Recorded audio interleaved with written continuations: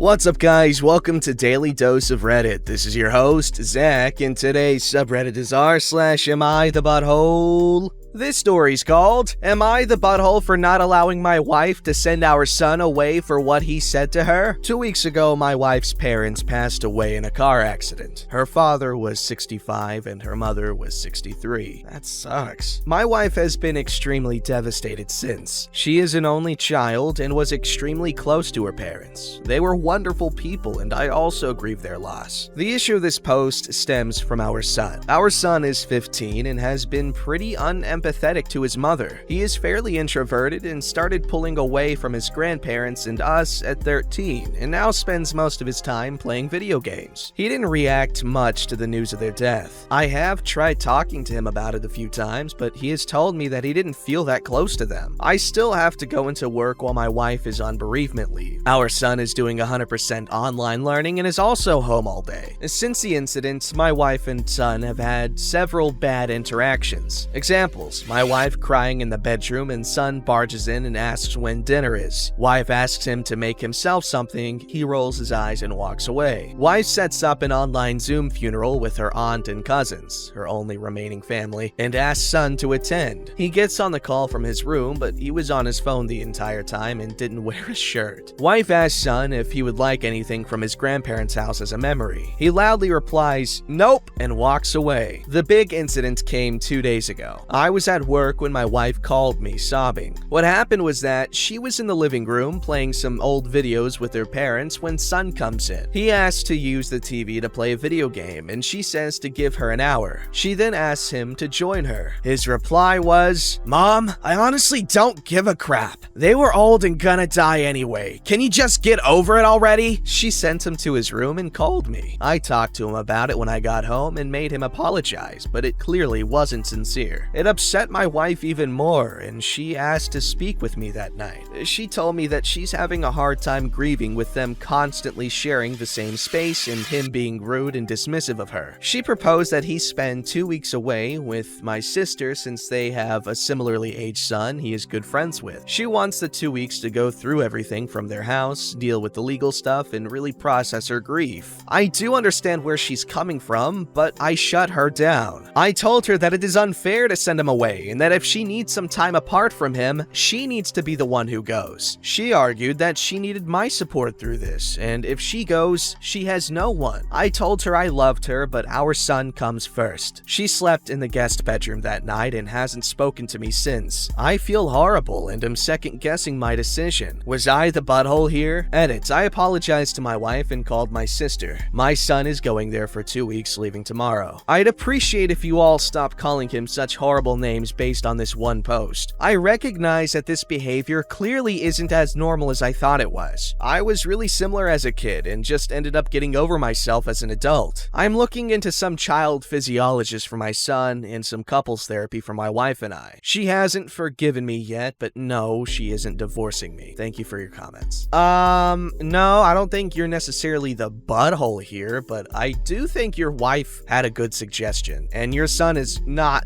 Your son's being a jerk, bro. I'm sorry, but he's being a jerk. That's completely callous, and he's just a kid. I know he's just a kid. He will hopefully grow up and learn that, this behavior is not okay, and, we should understand that.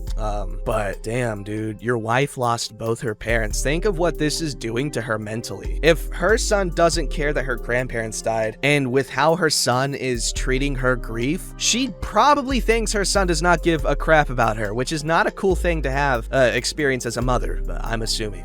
Definitely doesn't feel good. So I'm glad that you're sending him away and you're trying to work through this. It's not an easy position to be in, man. I understand. Good job on being good about it. This story's called, Am I the Butthole for Not Telling My Sperm Donation Recipients I Had Growth Hormone Treatment as a Kid? My parents are both tiny. My mom is like 4'10" and dad is like 5'4", and I was in something like the first percentile for height as a kid. Damn. So my parents decided to give me growth hormone treatment. I ended up being average male height as an adult. old, 5'10". I donated sperm to an acquaintance a few years ago. I am not at all involved in her or her son's life besides receiving health updates every few months. In the last update, she and her spouse reported that her son is very small for his age, 3rd percentile for height at 5 years old, and that their pediatrician said that if he does not see a growth spurt within a couple of years, growth hormone treatment should be something to consider. Their parents are surprised by this because the mom is well above average height for a woman. I would estimate she's around 5'8". I wrote them back saying there is nothing to be concerned about because I had growth hormone treatment as a kid, so their child's height is in line with my genetics. I told them it worked well for me, so it definitely is something I endorse if they are worried about their child being undersized. The parents are both furious at me for not disclosing this beforehand, said they would not have asked me to donate if they had known this ahead of time. I was never asked this in the fertility clinic's lengthy screening process, and it was honestly something I never even thought to bring up. The parents are insisting I pay for the rather expensive hormone treatment if they decide to go that route. I will refuse if they ask. Am I the butthole for not disclosing, and would I be the butthole for refusing to pay?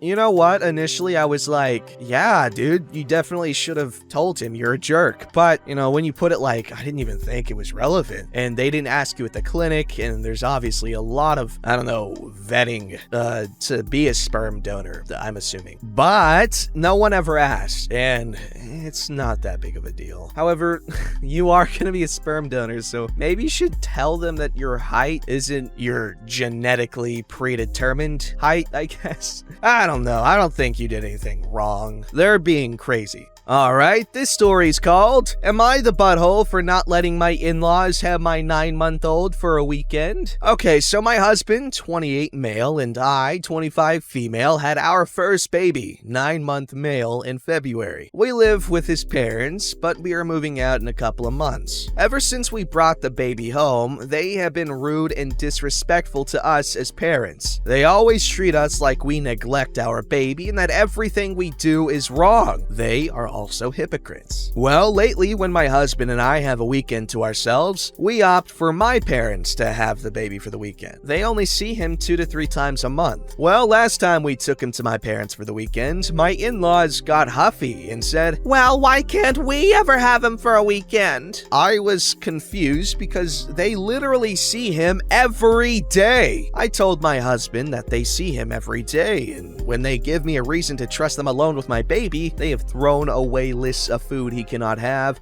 said that they will baptize him behind my back, and they don't really pay attention to him when he's upstairs with them and let him crawl anywhere he pleases. Then they can have him for a full weekend. This seems to aggravate them, and now they're giving me the cold shoulder. My husband agrees with me, but my brother-in-law says I'm a butthole because it's not fair my parents get to have him for weekends and they don't. My parents have had him alone without us there a total of 2 weekends, by the way. Am I the butthole? No. Move out already. Those guys are not nice. Woo! That's really annoying that they're trying to control your baby. It's your baby, man. God. They're being little baby men. Little baby men. This story's called, Would I Be the Butthole If I Asked to Stay with My Foster Moms Instead of Bio Mom? Hello, I lurk Reddit, but I don't really post. I am 17, female. When I was 15, my mom lost custody of me. I was pretty upset and kind of out of it, if that makes sense. I don't remember everything, but I know there was an issue placing me because I'm trans. At first, I didn't have visitation and blamed my foster moms, and we could only sometimes text or call each other, and sometimes my caseworker, who was supposed to do supervised visits, didn't show up. Before lockdown last spring, she said she had a new job and I could go back to being with her. I was excited because I missed her, but I also felt like flippy stomach. I got put on hold with Brovid because she lost her job and I felt guilty for being relieved. Recently, we talk more now, my foster moms take me to the park so we can visit outside. She told me that she got a job and moved into my uncle's house and he said I could come too. She was happy, but I don't want to move in with my uncle. He uses my dead name and insults me, slurs and jokes.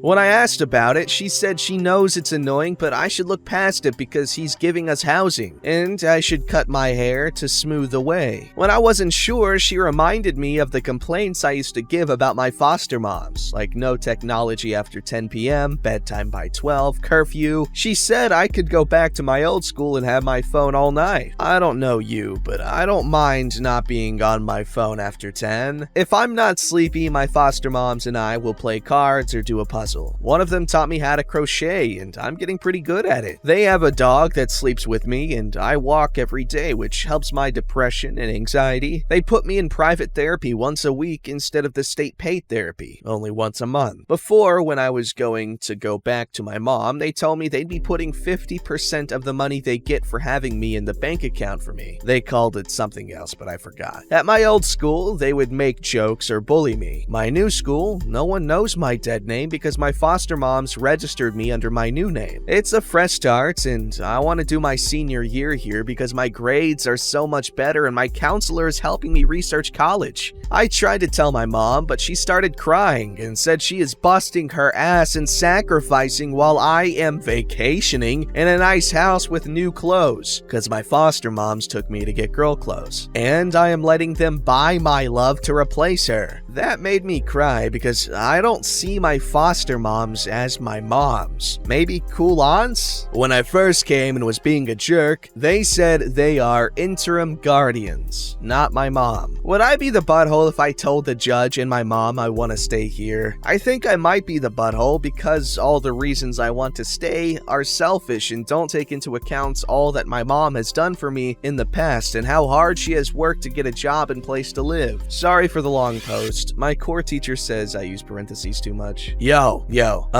it seems like in your new environment, you are accepted and you're happy. And it seems like they're trying to make sure you are raised and you grow up to be very responsible. Stay in the environment you feel like you're thriving in, which it seems to be with your foster moms. And it's just make sure your mom knows that you're not abandoning her. She's still in your life, and you love her and all that crap.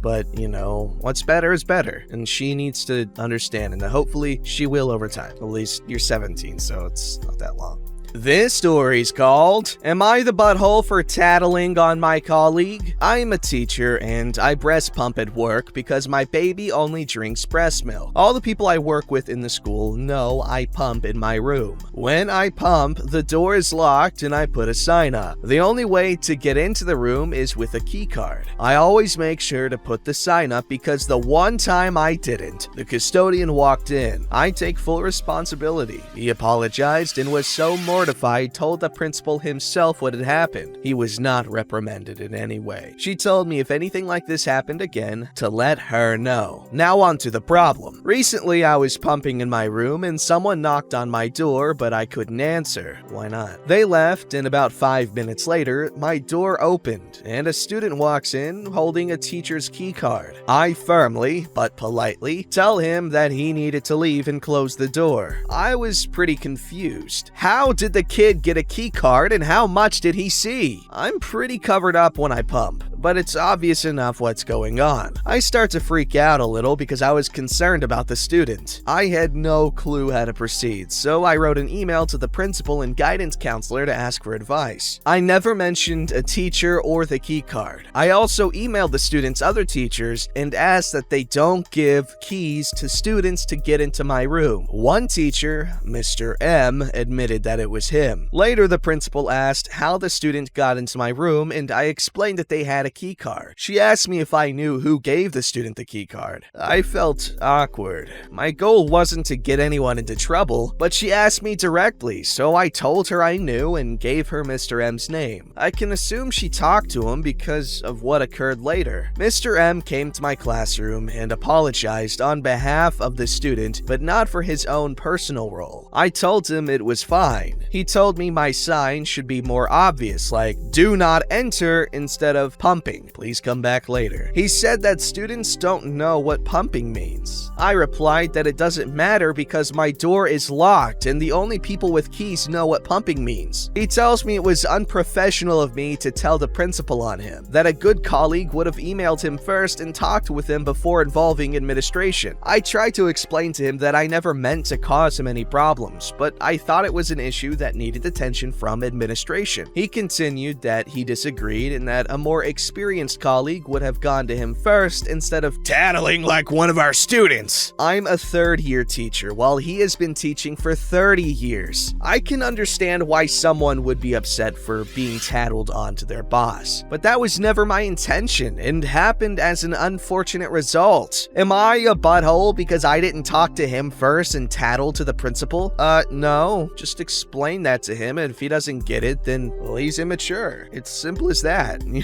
It's like, something unfortunate happened to you, and it was as a direct result of his actions. So if he doesn't like that, if he doesn't like that you had to talk to the principal, and if he doesn't understand the circumstances at which you told on him, or through which, or in which, I don't know which one. But yeah, OP, you good ski. Don't forget to like, subscribe, and hit that bell to never miss an episode.